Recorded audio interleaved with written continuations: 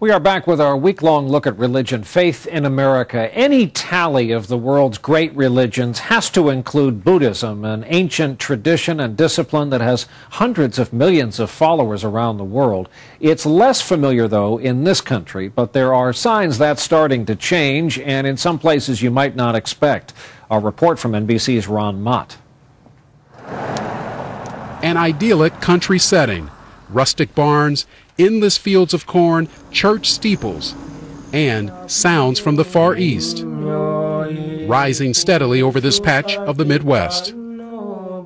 Buddhism, part religion, part philosophy, is chanting toward wider acceptance in Fort Wayne, Indiana. This is what I like about the meditation is there's no pressure to say you're a Buddhist or say you believe in this God or that God. God, Buddhist followers contend, isn't the focus. Ending suffering, they believe, caused by human cravings is. The monk's faith and traditional orange robe appear out of place with the landscape, but not out of step with 17-year-old Amber Brayton and her Christian parents next door.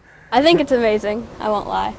I had them write down some stuff. It's definitely different. 6 temples have opened here in the past decade, a response to an influx of thousands of Southeast Asian immigrants.